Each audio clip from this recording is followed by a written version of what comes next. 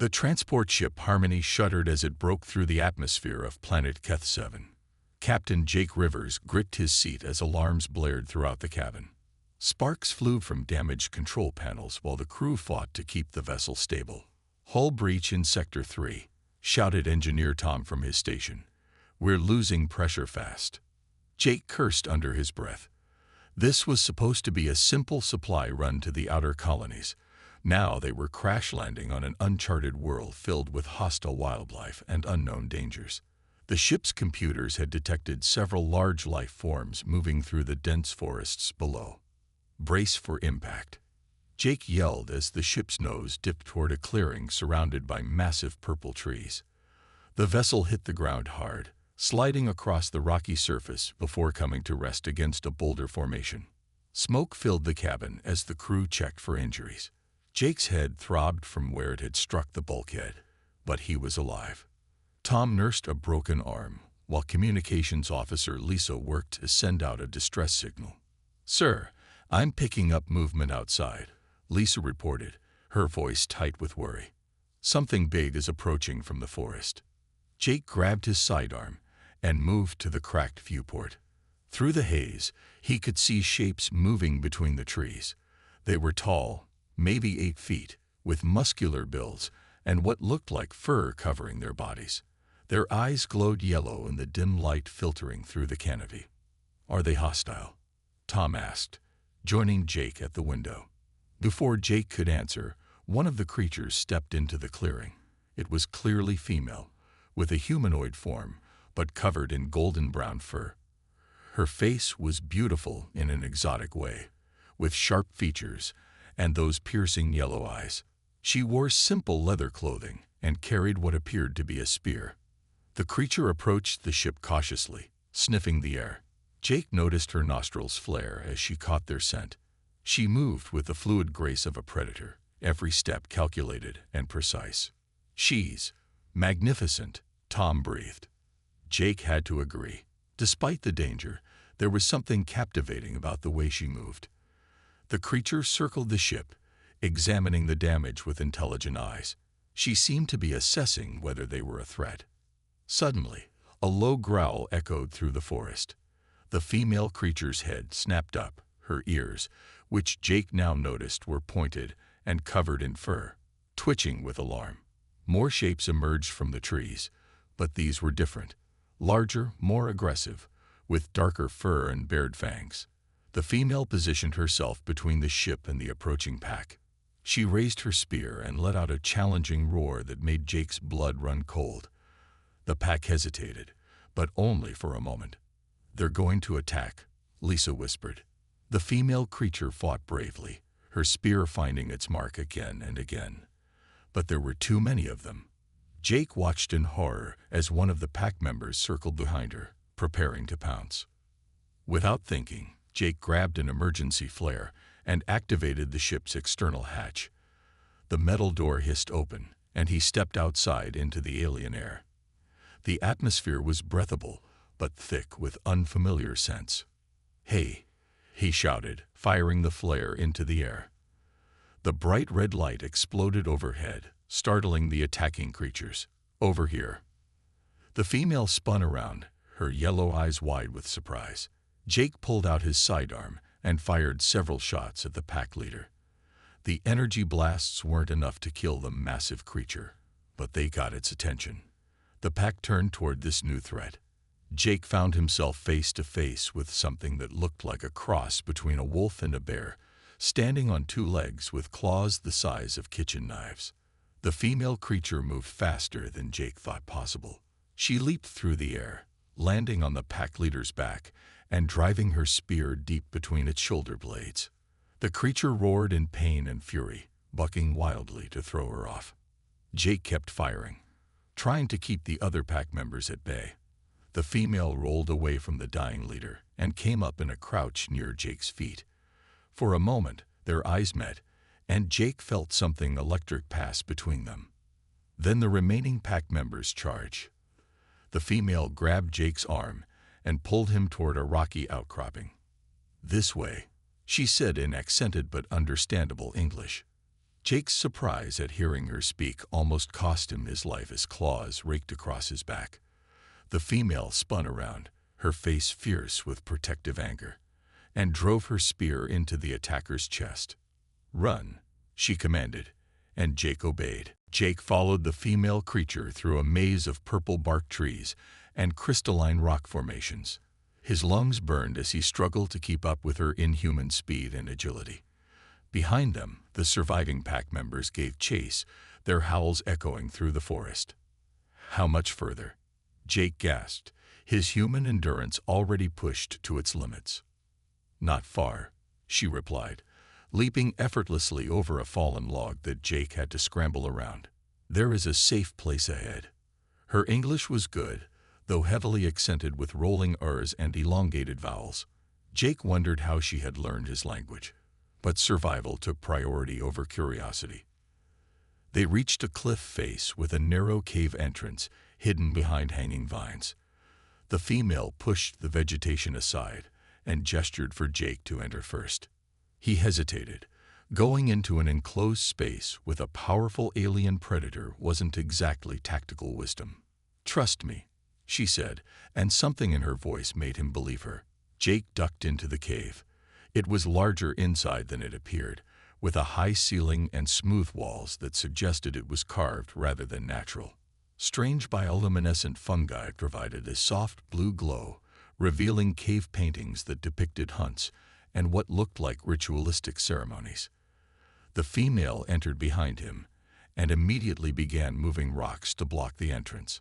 Her muscles rippled beneath her fur as she worked, and Jake found himself staring despite the danger they were in. "That will hold them for now," she said, dusting off her hands.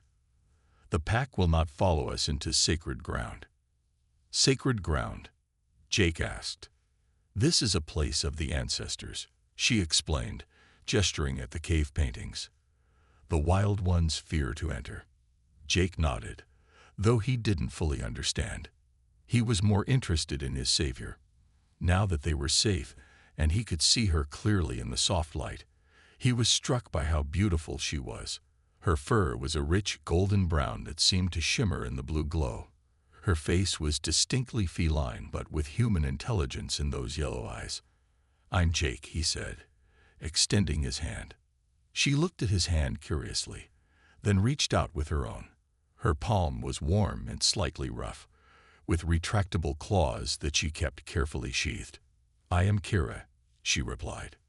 "Thank you for saving my life," Jake said, "though I have to ask, how do you speak English?" Kira's ears flattened slightly against her head, a gesture Jake was beginning to recognize as embarrassment. "Your people have visited our world before. Some of us learned your language from traders." Something in her tone suggested the traders might not have been entirely legitimate, but Jake didn't press the issue. "What about your ship?" Kira asked. "Your packmates." "My crew," Jake corrected gently. "They're probably trying to repair the ship. We need to get back to them before dark." Kira nodded, but her expression was troubled. "The wild ones will return. They do not give up easily when they taste blood." Jake's hand went to his back, where the claws had raked across his shoulders. His shirt was torn and sticky with blood. "Speaking of blood, I should probably treat these wounds."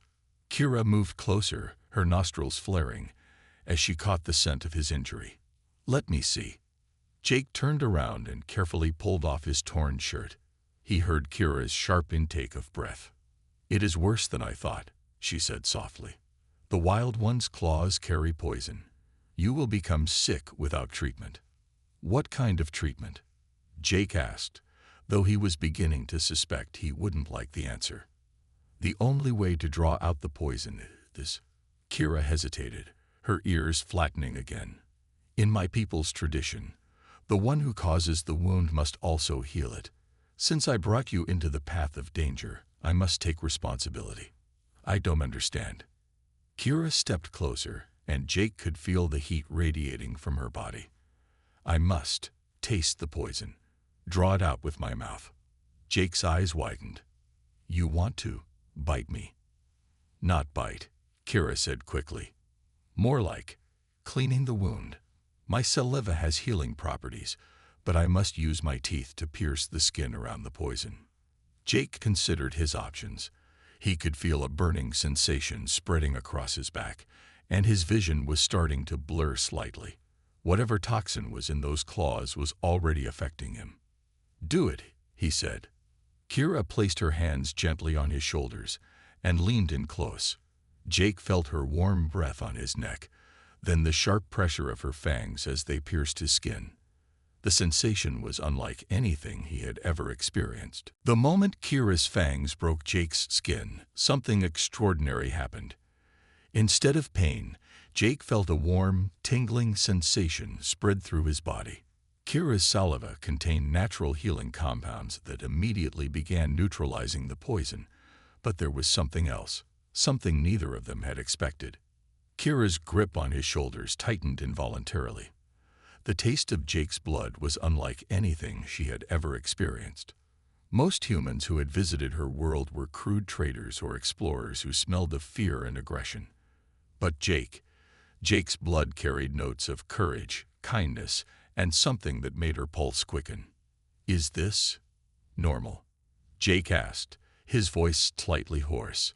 The healing process was making him lightheaded, but not in the way he'd expected from poison treatment.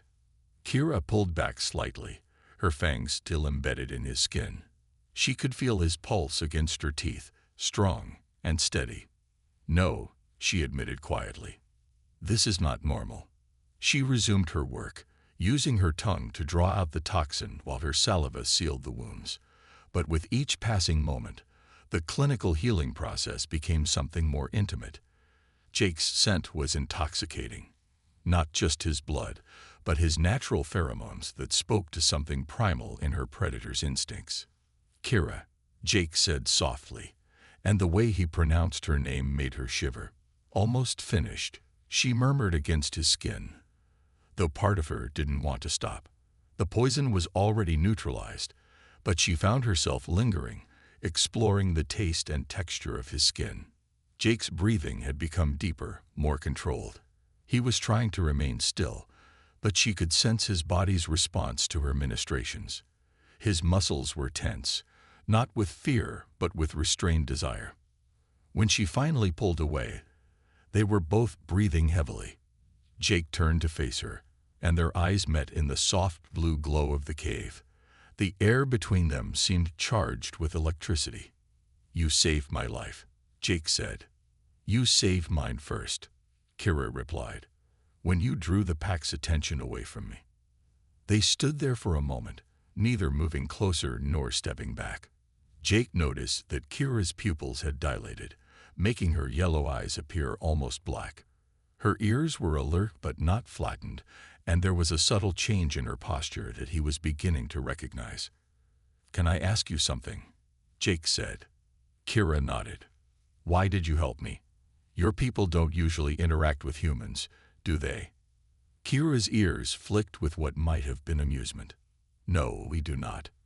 Most humans who come here are," she searched for the right word, "unpleasant. They want to take things from our world without giving anything back. But I'm different. You risked your life to help me fight the pack," Kira said simply, "even though you did not know me. Even though I am not your species. That is rare." Jake stepped closer, close enough to feel the warmth radiating from her fur. "There's something else, isn't there? Something you're not telling me." Kira's ears flattened slightly, not with embarrassment this time, but with something that looked like guilt. "Among my people, the act of healing, it creates a bond. When I tasted your blood, What? I felt something I have never felt before," Kira admitted. "Your essence, your spirit. It calls to something in me. In our culture, when a female chooses to heal a male in this way, it is considered." "Considered what?" "A mating ritual," Kira said quickly, then looked away. "But you are human. You would not understand our ways." Jake was quiet for a long moment, processing this information. "So when you bit me, I was not thinking clearly," Kira said, her voice barely above a whisper. "Your scent, your taste, They awakened instincts I did not know I possessed. I told myself I was only healing you, but... Kira looked back at him, her yellow eyes intense. But part of me wanted to claim you, to mark you as mine. The admission hung in the air between them like a challenge. Jake reached out slowly, giving her time to pull away if she wanted. When she didn't move, he gently touched her face, running his fingers through the soft fur along her cheek. "What if I wanted to be claimed?" he asked. Kira's eyes widened in surprise. "You do not know what you are saying. Humans, and my people. We are too different." "Are we?" Jake asked. "You saved my life. I saved yours. You can speak my language. I'm learning to read your body language. We're both intelligent beings capable of choice. The others of your crew can take care of themselves," Jake interrupted gently. "Right now, all I care about is what's happening between us." Kira searched his eyes, looking for any sign of deception or mere physical attraction. What she found there made her breath catch. The cave fell silent except for the sound of their breathing and the distant howls of the pack outside. Jake kept his hand on Kira's cheek, marveling at how soft her fur was and how natural it felt to touch her. "You truly do not fear me?" Kira asked, her voice vulnerable in a way that made Jake's chest tighten. "Should I?" Jake replied. "You've done nothing but protect me since we met." "I am a predator," Kira said. "My people are hunters. We are stronger than humans, faster, more dangerous. The traders who came before, they saw us as monsters." Jake's expression hardened. "Then they were idiots. You're not a monster, Kira. You're extraordinary." Something shifted in Kira's eyes at his words. The tension she'd been carrying in her shoulders relaxed, and she leaned into his touch. "My people would say I am foolish for trusting an outsider so quickly." "What do you say?" "I say that sometimes the heart knows things the mind has not yet understood." Kira placed her hand over his, pressing his palm more firmly against her cheek. "When I tasted your blood, I felt your courage, your kindness. These things cannot be faked." Jake felt a warmth spreading through his chest that had nothing to do with the healing properties of her saliva. "In my culture, we have stories about instant connections between people. Love at first sight, we call it. I always thought it was just fantasy. And now I'm beginning to think maybe the old stories got some things right." Kira's pupils dilated further, and Jake caught a glimpse of something wild and untamed in her expression. "If you truly wish to understand my people's ways, there is something you should know about the healing ritual." "What's that?" "It is only the beginning," Kira said, her voice dropping to a low purr that made Jake's pulse quicken. "The bond that forms during the blood sharing must be completed." "Completed how?" Instead of answering with words, Kira moved closer until their bodies were almost touching. Jake could feel the heat radiating from her, smell her unique scent, something like warm spices and clean earth. Her eyes never left his as she slowly reached up and placed her hands on his chest. "Among my people, when two souls recognize each other, they share more than blood," she explained. "They share breath, heartbeat, essence. It is how we know if the bond is true or merely physical attraction." Jake's heart was hammering so hard he was sure she could hear it. "And if the bond is true, then we are mated for life," Kira said simply. "In your terms, we would be married, bound together by choice and by nature." The weight of what she was saying hit Jake like a physical blow. She wasn't talking about a casual encounter or a brief alien romance. She was talking about forever. "Kira," he said carefully, "I need you to understand something about humans. We don't make life commitments lightly. What you're describing, it's sacred to us too." "I know," she replied. "That is why I can smell your fear mixed with your desire. You are wise to be cautious." Jake looked into her alien eyes and saw his own uncertainty reflected there. But beneath that uncertainty was something else, a rightness that defied logic. "I've never felt anything like this before," he admitted. "From the moment I saw you fighting that pack, something in me just Recognized you. As I recognized you, Kira agreed. When you stepped out of your ship to help me, you could have been killed, but you chose to risk everything for a stranger. That is when I knew you were different. So what happens now? Kira's hands moved to rest on either side of his neck, her thumbs brushing against his pulse points. Now we choose. We can walk away from this feeling and pretend it never happened. You can return to your ship and your life among the stars. I can return to my clan and find a proper mate among my own people. Or we can see if the ancestors have truly blessed us with a bond that crosses species. Kira's voice was barely a whisper now. But Jake, you must understand. If we complete the ritual and the bond proves true, there will be no going back. You would be mine, and I would be yours, for all the years of our lives. Jake stared into her eyes, seeing his future reflected there. A future among the stars, yes, but with someone who understood what it meant to protect others, to risk everything for what was right. I choose you, he said quietly. Kira's eyes flashed with joy and something wilder. Then let us discover what the ancestors have written in our hearts. New beginnings. The ritual of bonding was unlike anything in human experience. Kira taught Jake the ancient words of her people, phrases that spoke of unity, protection, and eternal commitment. They shared breath, their foreheads touching as they whispered promises in both languages. When Kira bit Jake again, this time it was not to heal but to mark. The sensation was intense, a claiming that went beyond the physical into something spiritual. Jake felt their hearts synchronize, their breathing align, as if they were becoming two parts of a single being. I feel it, Jake whispered against her fur. The bond. It's real. Yes, Kira breathed, her voice filled with wonder. The ancestors have blessed us. We are truly mated now. They held each other in the sacred cave as the bioluminescent fungi cast dancing shadows on the ancient paintings. Outside, the pack had given up their hunt and disappeared back into the forest. But Jake and Kira barely noticed, lost in the discovery of their connection. What happens now? Jake asked eventually. My crew needs me to help repair the ship, and I must return to my clan to tell them what has happened, Kira replied. A union between human and our people. It has never occurred before. There will be complications. Jake pulled back to look at her. What kind of complications? Some of my people will see this as betrayal. They will say I have abandoned our ways for an outsider. Kira's ears flattened with worry. And your people may react similarly. Jake considered this. She was right. The human colonial authority wasn't exactly known for embracing alien customs. But as he looked at Kira, he realized he didn't care what anyone else thought. Then we'll have to prove them wrong, he said. Show them that love doesn't recognize species boundaries. You would truly stay here, leave your life among the stars. Who says I have to leave it? Jake smiled. Maybe it's time both our peoples learn to work together.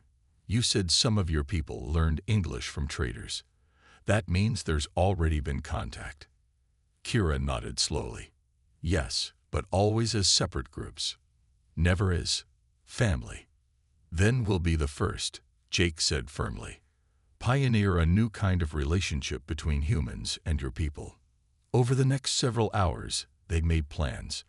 Jake would return to his ship and convince his crew to extend their stay while he negotiated with Kira's clan. If things went well, they could establish a proper trade relationship, one based on mutual respect rather than exploitation. My clan leader is wise, Kira said. If I can prove that humans can be trusted, she may be willing to meet with your captain. And if she's not? Kira's expression grew fierce. Then I will choose you over my clan, as you would choose me over yours. Jake hoped it wouldn't come to that, but he was touched by her loyalty. Let's try diplomacy first. I have a feeling once your people get to know humans like my crew, they'll see we're not all like those traders. When they finally emerged from the cave, the alien sun had set, and 3 moons cast silver light through the purple canopy. Kira led Jake back toward his ship by a different route, avoiding the pack's territory. There, she said, pointing through the trees to where the Harmony sat dark against the rocky clearing. Your pack awaits. My crew, Jake corrected with a smile. And they're about to meet their new sister-in-law. Kira's ears perked up with amusement. Sister-in-law. Human term for the family of one spouse, Jake explained. It means Tom and Lisa are going to have to get used to having you around. As they approached the ship, Jake could see lights moving inside the damaged vessel. His crew had managed to get some systems back online. Jake. Lisa's voice called out as she spotted them approaching. Thank God you're alive. We've been trying to reach you on comms. Had some technical difficulties. Jake called back, gesturing to his torn shirt. Lisa, Tom, I'd like you to meet Kira. She saved my life. Tom emerged from the ship, took one look at Kira, and his eyes widened. Well, I'll be damned. She's beautiful. And she's my mate, Jake said calmly, enjoying the shocked expressions on his crew's faces. You're what now? Lisa sputtered. It's a long story, Jake said, taking Kira's hand. But the short version is that I'm staying on Keth 7.